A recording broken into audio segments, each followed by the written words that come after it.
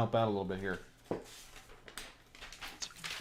Well, I got to admit that I hadn't watched any of your previous questionnaires with other people, but I just started to right before this call. So one of my biggest ones was like, does door-to-door work? And from what I could tell, I forget what the kid's name was you were talking to, but Cross, yeah. He said it wasn't going too well, but I kind of have an angle at it that I think might work. So that's maybe where I'd start. And like I know you haven't done it yourself, so but sort of like walking up to a door, asking them if they're interested in garage clean out or haul away, and then if they say no, you're like, all right, well, thanks anyway, but is there anything that I can take off your hands that you've been looking to donate? Just like get that like friendly relationship going without being so salesy, give them something for nothing kind of thing, and then hopefully they turn around and refer you or come back to you. So that was kind of the first thing rolling through my mind. My problem with door knocking, and I think that like, yeah, you could do that and maybe the angle works. My problem with door knocking, not necessarily whether or not it's effective or not. I think is it the best use of time is how I think about it. Right. 'Cause you can only, if I think about it this way, if there are, whatever the population is in your area, like however long it takes you to go one door at a time, you know what I mean? Like I'm thinking about it from a time perspective. Like, is it just efficient is all I'm thinking about. Now, if you're big enough and you've got enough people, like sure. Or if you're really good at it, I could see that being a thing. Which I'm not. It scares the shit out of me. I don't like talking to people. Yeah, and that's fair. I don't know. That's like I said. That's why I didn't do any of that. Not once have I talked to anybody like. One time I had someone roll up on us while we were doing a job, but that was the only time it was like a cold conversation with someone in person like that. Yeah. So are your trucks branded, or are you like throwing up signs at whatever property you're working at to get like people driving by kind of noticing you? Yes, to both. Is that working? Yeah. Is it trackable? I guess is the better question. It's not trackable. I don't know how to, and I wouldn't even know how to begin tracking that, to be honest with you. I don't have like, I guess I could do something fun where it's like a QR code on the truck or something. There's some things you could do there. But for me, it's more of just, I'm so heavy on the social media that the rest of the stuff I don't spend a whole lot of time in. And I could be wrong about that. There's a lot of old school marketer home service guys that'll swear up and down that putting their phone on their truck is driving them business. I've not seen that. Okay. Fair. All right. So like I have a list of stuff, but it's in no particular order. Sure. So when you're doing a garage clean out, like is it basically just dictated by the homeowner? Like this is what I need, this is what I want. It's kind of different for each, because I can see some might be heavy on just like getting rid of stuff in their garage versus others like actually wanting you to organize it for them. And to what extent do you offer like or change the price or think about that? The way we do pricing is pretty. We've kind of not nailed that down lately. There are. The way we do this is we offer like a premium add-on if they want us to do more detailed organizing, right? So basically, the way I explain it to a client is, if we are opening boxes and going through stuff, that's a premium add-on. If you just want us to rearrange the boxes that already exist, we can do that, right? And then that's like our standard, what we call organizing. We're just organizing what's already there. But there are some people, like we've got someone this weekend that wants us to organize their tools in their toolbox. And so like we literally told them like, yeah, it's going to be another $150. So we add $150 on top of what we're already charging them to do the regular clean out. Then we charge out for if they have stuff that needs to go away to a dump or whatever, wherever it ends up being at, which is a whole nother thing. Like we charge, I think if I have to roll up in a job with a trailer, we add an additional $267, I think is what it is, if we have to roll up with a trailer, regardless of how much stuff we have to throw away. Right. Well, but I mean, that can get pricey too. Like, I would imagine just filling that one trailer, because just for reference, like my wife does flips, and I helped her do a bunch of junk haul away the other day, and we took 7 trailer loads, and she got it quoted, and it was going to be, I think, $2,700, and we did it for $1,000 ourselves. So the way we do this is, if I have to do another trailer load, like it includes one, but if I have to come back, we charge it again. So it does stack up on that, and we're able to charge that amount because our dump fees are out here are not that expensive. Like they're fairly cheap compared to some other places we've been looking at. Right. You know, most of the time when we do a job, it costs us $50 to dump everything that they've asked us to do. Yeah. So sounds about right. Yeah. Cool. Yeah, I was curious whether or not you were packaging the junk hauling with the garage clean out, or if that was separate. It's kind of separate. I mean, most of the time they need both. For most of the people that call us, they need when they clean that garage out, there's a bunch of stuff that needs to go to the trash. Yeah. Most of the time, that's what ends up happening. Yeah, which is great. So you have your own trailer then, or you just rent one when you need it? Funny enough, we're still renting at the moment. Yeah. I think that purchase is in our future pretty soon. But right now, a lot of that overhead I have tied into a truck because we bought a work truck. Yeah. So I'm just being careful.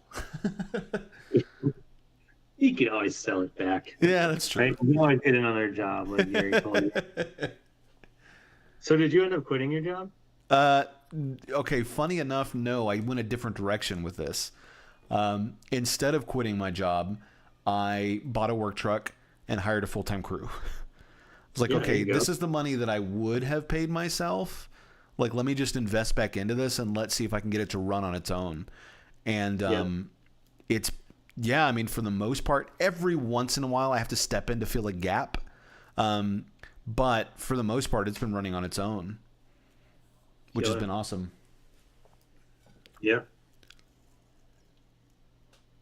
So as far as like, you know, the resale side, or like maybe stuff that they donate and they just give to you instead, how does that like play into your business, and like to what extent?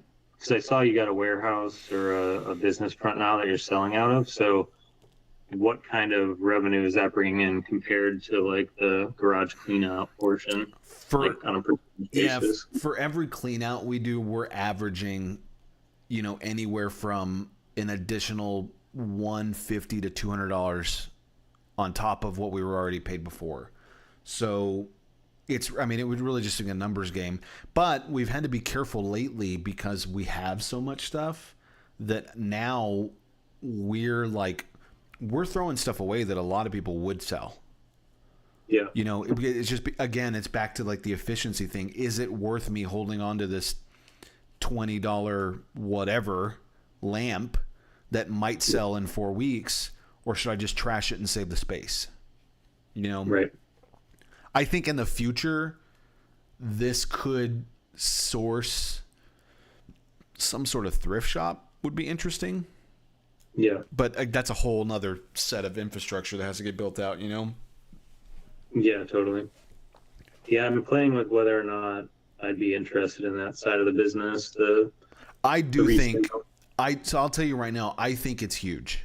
I think it is a huge part of this, especially if you know how to do that side of it, because that's a skill set. Like being able to sell that stuff is a skill.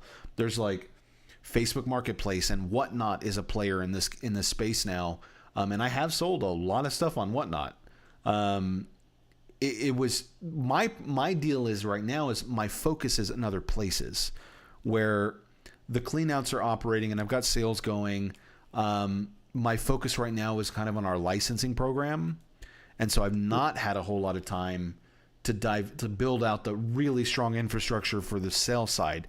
But once this stuff starts running its own, once my licensing program starts kind of feeding itself, I'm 100% going to circle back and go get that going, because it was making us cash, like real money.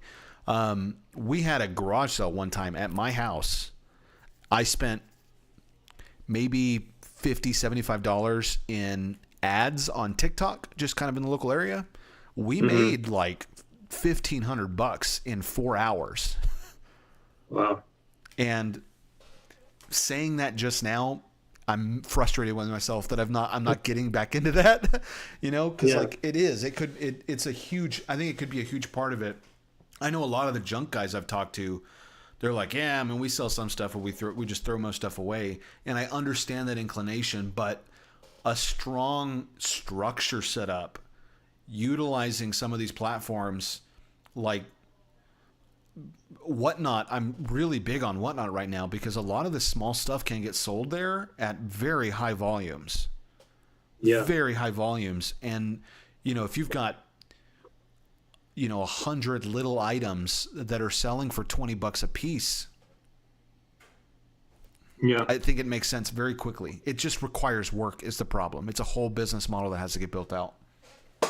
Well, so it's interesting, because I hadn't really thought of it this way before, but I have 2 kids that are 14 or 15 and 13, and it'd be perfect for them. They're always looking for ways to find extra cash. Let them just have that resale. They know the technology better than I do on most of those platforms. So interesting.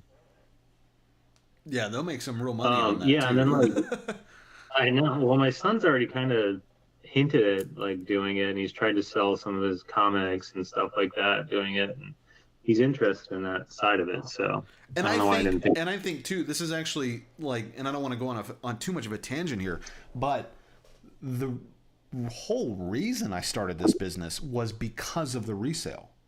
That was the entire kit and caboodle when I first started, because of what I'm seeing happening in a lot of these spaces. Whatnot getting the way it is not a coincidence. It's not them, really starting to blow up is not happenstance. Like, there's real societal moves happening that are causing this. One of the big ones is like the economy. People are less and less inclined to buy brand new. We had a brand new mirror we sold recently, and this is just kind of a metaphor for the whole thing. Had I gone to a store, like a big box retailer, and get that mirror, $250. It was a huge mirror. Right. We sold it for $75. And for me, it was like $75 in profit, because it was a free mirror. But I think a lot of people are starting to pay attention to that, because like the economy's crunching people real hard right now. I'm hearing a lot of stories about people needing 2-3 jobs. And it's no coincidence that Whatnot is seeing the this blow up they're having right now. You can go on there and just people are buying tools, they're buying electronics. Like, it makes sense to me. And I'm again back to like, I'm mad at myself. Like, I really need to spend some time there, because it's going to be a big deal very quickly. And I think when Facebook, because Facebook's not dumb, Zuckerberg is smart, he knows what's going on. I have a funny feeling he's going to start pushing this a little bit soon, where we start seeing some version of live social shopping the way Whatnot is doing on the Facebook platform, and then everything changes. Then it gets very real very quickly. Yeah.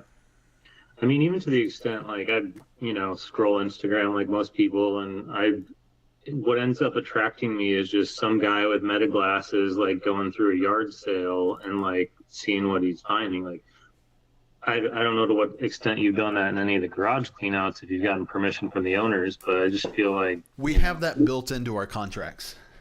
Yeah, that they let us film. Yes. Yeah, that's fun.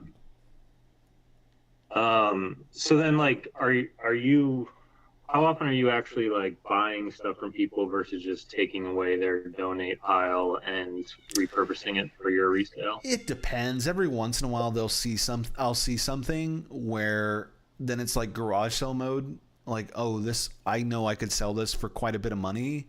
And if they're not already giving it to me, because sometimes people just want it gone, and then sometimes just from a morality standpoint, I'll say like, hey, I'll pay you for this. Like, you shouldn't just throw this away. But I will say more lately we've kind of pulled away from buying stuff from people only because the outbound of selling this stuff has slowed down so much because I'm not spending time there.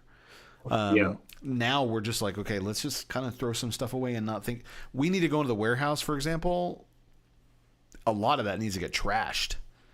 Mm-hmm. It's stuff that I don't think is going to sell anytime soon. Not in the current system we have. Yeah. So do you just have that space mostly just for storage, or is it a storefront? Both. It kind of just operates as both.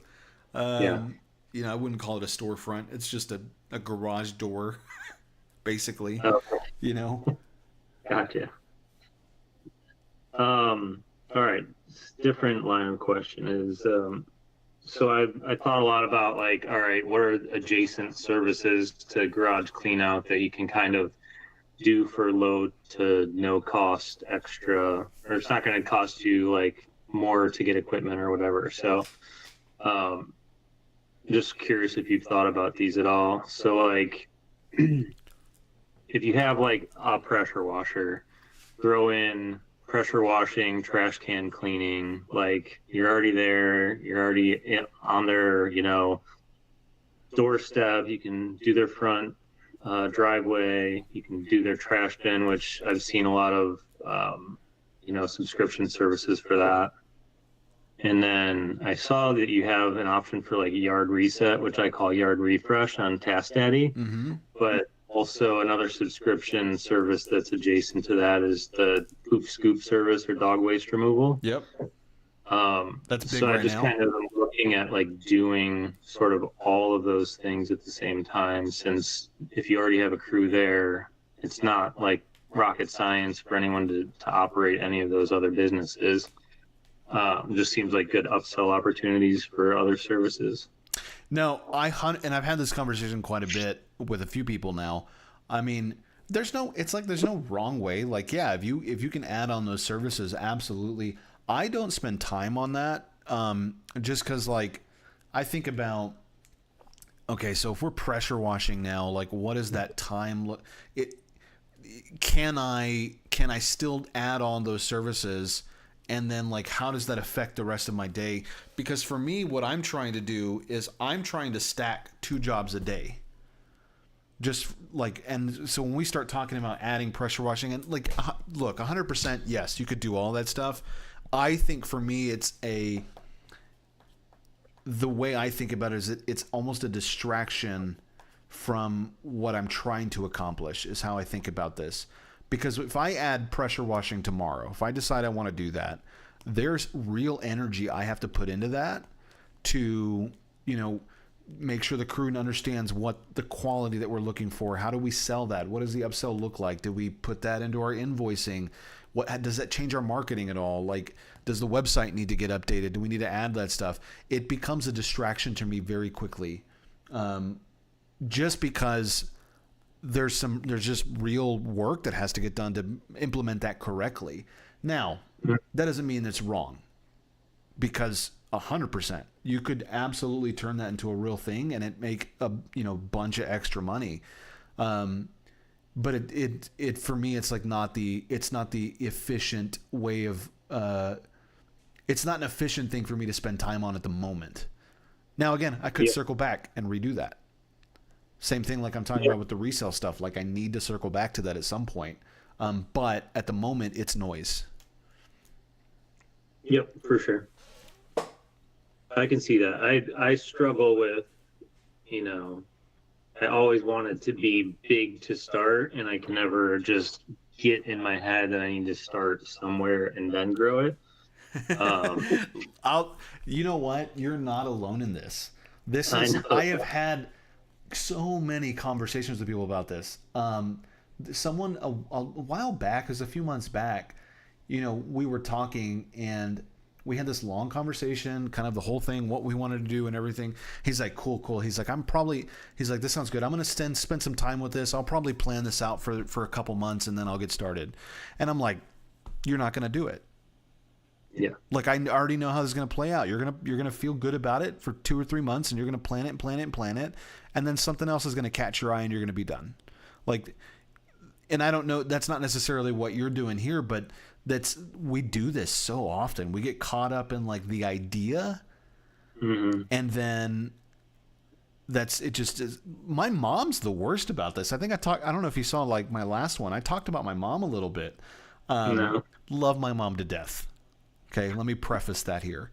Great. But she's, she's older school Gen X, where their whole thing was you go to school, you get a degree, you get a good job, and you go to work, come home, take care of business, and then wake up and do the same thing the next morning. And she did that for so long, and she's done it very well. She's got a great job. She's now at a point in her life where she's like, do I really want to do this forever?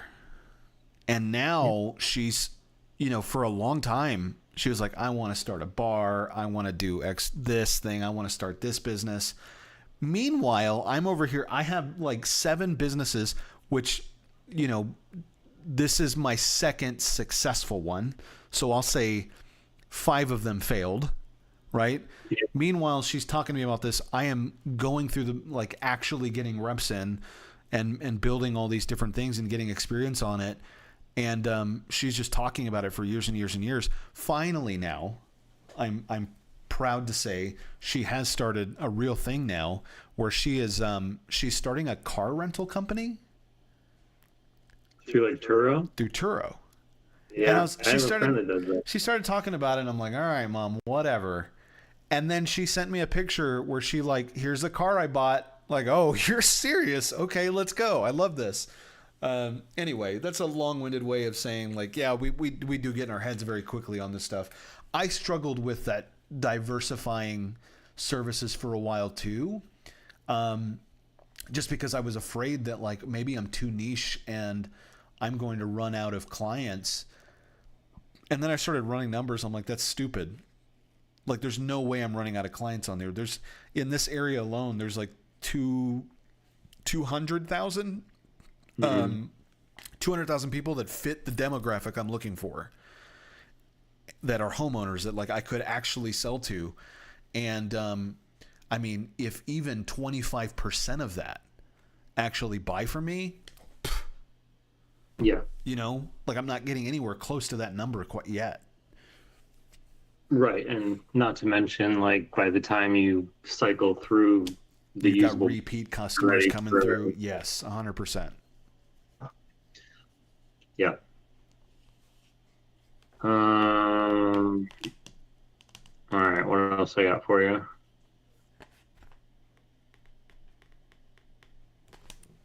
So when you do a garage clean out, do you literally pull everything out of their garage, sweep it out, and then organize it back in? Or is it, like I said, just kind of up to the owner what they want you to do? So yeah, I mean, a little bit it is up to the owner. I don't know what I just started on TikTok over here. I don't know what it depends on it definitely depends on the client. Most of the time, this is what the process looks like for us. We come in, we purge the entire garage out.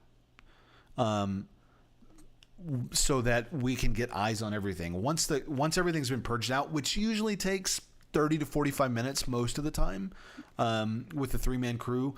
After everything's pulled out, we ask the client to come out and say, hey, what's going on here? Does this need to go away? Does this need to get thrown out? We kind of really sort through and organize stuff. While we're going through that, that's usually like the crew leader who is walking through everything with the client, while the other 2 guys are sweeping everything out. They're sweeping, they're making sure it looks nice, wiping stuff down, it's dusty, just kind of cleaning it out a little bit while they go through that process. Once the client leaves and the crew manager has a good idea of what we're doing, then boom, they get to work and start putting everything in the up. They start throwing stuff in the trailer that needs to go away. And then other items that are like, we're not quite sure, like, or she wasn't quite sure, or he, it is a he sometimes. They're not quite sure what they want to do with it. Well, then we'll have them come back again towards the end and kind of ask the same question. 99% of the time, that's the process we go through. I like it. Seems like the most efficient way to have a good before after turnout too, right? Like you can't just push things around. Yeah, well, and 100%. Like I think that is something that you can get caught up in very quickly. Is just like take this box. I'm even thinking about like, man, like what was our first one like before we really kind of came to this system. And now I'm thinking, maybe am I too married to this system? Is there a better way to do this? Because it can very quickly turn into like just making a different mess. Right. Yeah, that's kind of what goes through my head. Like, how does this actually work? Like, I know how I clean out my garage, which is basically just pushing things to make it look a little neater. But when you're, someone's paying you to do it, I don't know. I think the big thing is like a lot of stuff needs to go away. Most of the time it is, when we get called, these purges are important because I think what it does psychologically is it's like, as a client, you see an empty garage when you walk out, you don't want it to go back. Right. And so then they're more willing to make the decision of like, okay, I haven't seen this in 3 years. Let's get rid of it. Yep. So I think that has helped a lot. Yeah. So then you said 3-man crew. Is that, you said you haven't really visited the best system, but do you find that that's the most efficient, best way to knock it out? Yeah, 100%. Because I do 3 because I want to have one person who is running the show. This is so funny to me. I don't know why. It's not 3 because I think it's more efficient. It's 3 because I think it works psychologically with the team. Because I want one person running the show who's clearly in charge of what happens next, and the other 2 people are helping him get the job done. I think when you have 2 guys, you start leaning more into this democracy partnership kind of thing, and then I don't think anything gets done very well. Like I think you have to have a really good duo to make that work well. When you've got 3 and there's a triangle of one guy running the show, then that person can make the decisions and decide. Everything just moves faster. That's what I think. And I don't know if I'm right. I mean, a psychologist could knock me down on that real fast, but like that's how I feel about it because I'm not big on having too many chefs in the kitchen. Yeah, and I mean, I've even played with, if I start this and I'm the only one doing it, I'm like, I feel like I'm going to end up getting tied up for half the time talking to the owner. They're going to take me away from actually doing the work and nothing's going to get done. So if, like you said, if there's a lead who can be talking to the owner while things are getting done, I like that. Yeah, no, 100. And you could do it on your own. I mean, when you first start, there's nothing wrong with that. I mean, I literally, my first job, I had a friend of mine come and my mom. And they came and helped me, and it was like, oh my God, it was very hard. It took us like 6 hours because we didn't know what the hell we were doing. But we have a guy in Fort Worth right now who knocked out his first job by himself, and he loved it because he got to take home more money. He didn't have to pay anybody. Right. It took him a little more time, but I think depending on how you want to approach it, like if it's your full-time gig and you're doing one job a day, you can make some real money on that. Well, for sure. Just be exhausted every day. Just tired, yeah. Yeah. So if you don't mind me asking, you don't have to answer, but what are you paying your employees? Yeah, no worry. I don't mind answering at all. We are currently paying $18 an hour where we're at. Now, you are in a different place where that is not possible, right? And so like because I think we just had a conversation with someone else in Seattle literally yesterday. You just bake it into pricing is the way I look at it. Because if I was where you were at, my pricing would be different. Oh, for sure. Straight. I mean, because I'm trying to make my profits at the end of the day. I'm trying to build something here. But yeah, we're paying 18 an hour. That's pretty good for out here. I guess for some people, I'm still competing with the oil field. So like I'm going to lose people left and right. I already know that's kind of like they'll come and work for $18 an hour until they get a job that's paying them 30, and I can't compete with that. Right. Yeah, not with a 3-man crew.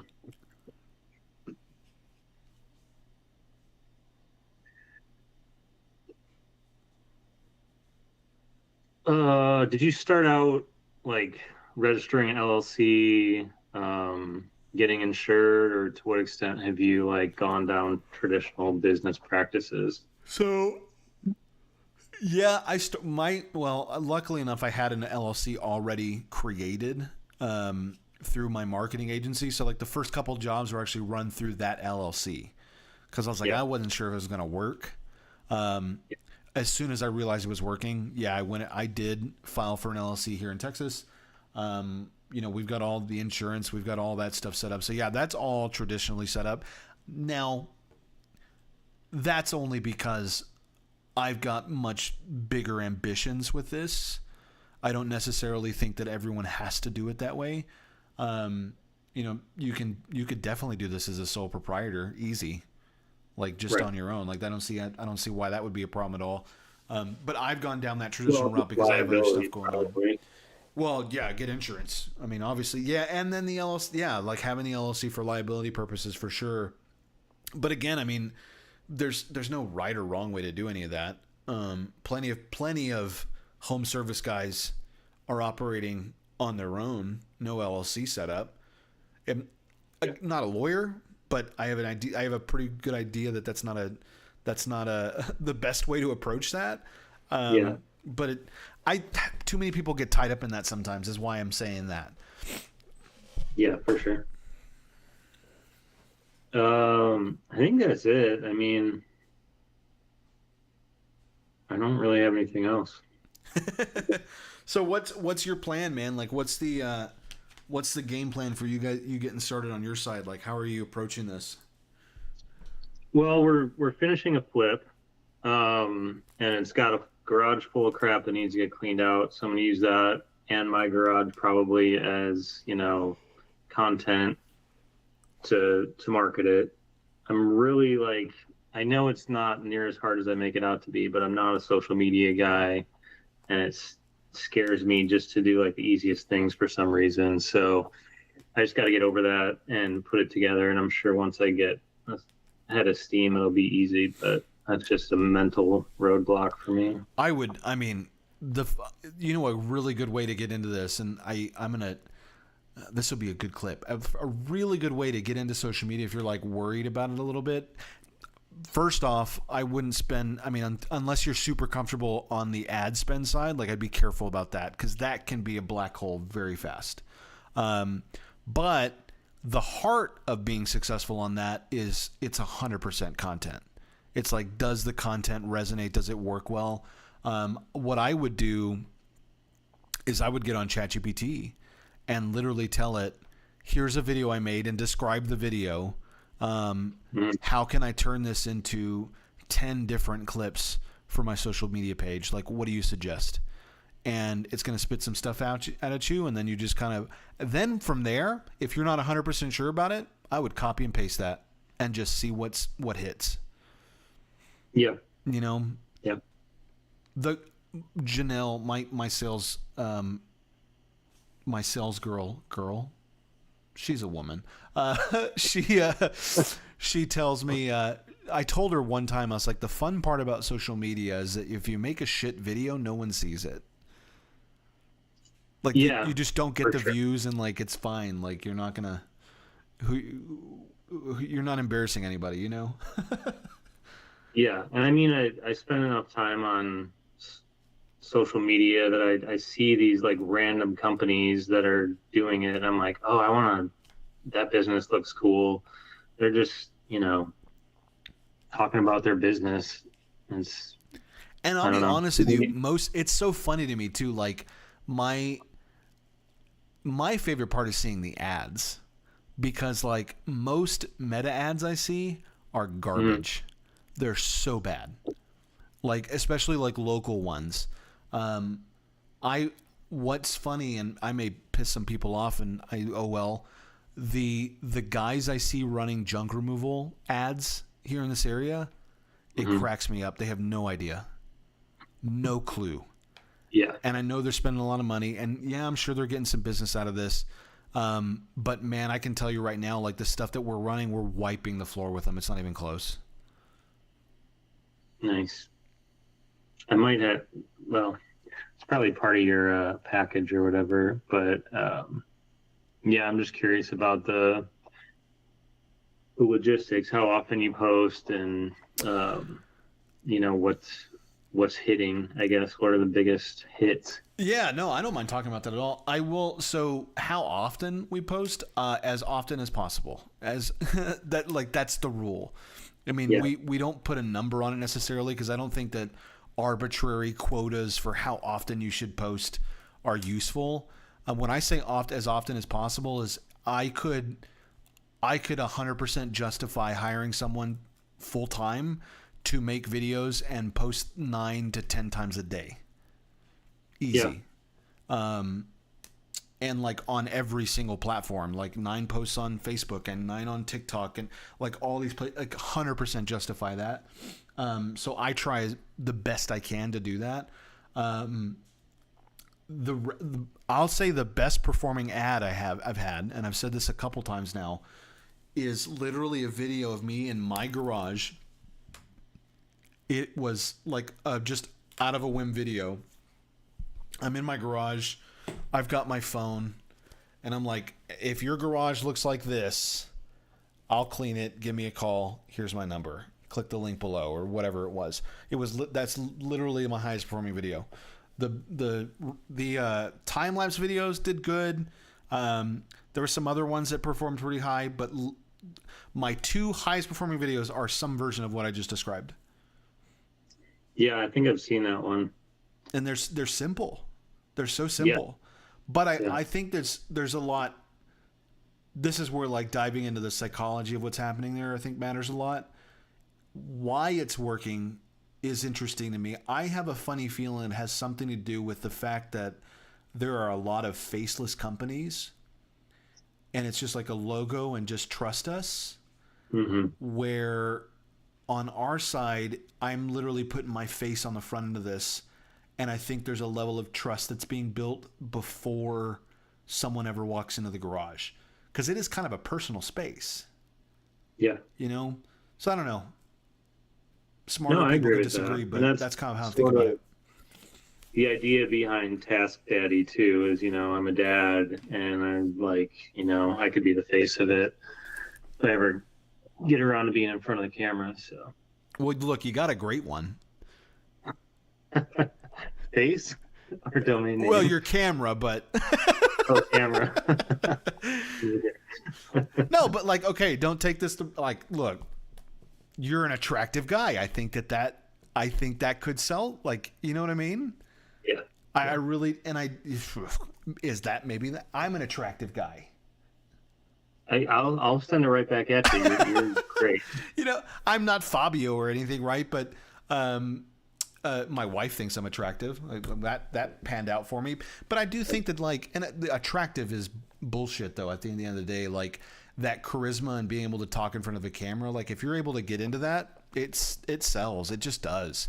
And there's a lot of business owners, and I mean even people that are trying to start a business for the first time, and they won't step in front of the camera, which is fine. You can still build a business that way. But man, the level of trust that you can build getting your face on camera, being able to talk, I think is huge. Huge, huge. Yeah, love it. Cool. Sweet. Well, do you want to do a pitch? Do I want to do a pitch? Yeah, do a live pitch. Yeah. And we'll close it out that way, man. Yeah. Hey, anyone in the Snohomish, Washington area, this is the first time I'm going on camera to advertise my new weekend clean out services for garages, attics, and basements. Just hit me up at 425-420-5870, and we're ready to go. I love it, man. That's awesome. I'm gonna send you that clip. Hey, man, I appreciate you. I hope this was helpful. You've got my email. Let me know if you need anything, how things go. Let me know how stuff launches, and hopefully we stay in touch and see how this goes. Yeah, totally. Same. It's been a pleasure talking to you. You too, man. You have a good evening. All right. Bye. All right, bye. I'm there twice. What a cool one. That was a good one. That was a good one. Pumped for him. Hope that goes well. I got nothing else. I'm tired. It's late. So we'll see you guys tomorrow. I'm going to go get a midnight snack and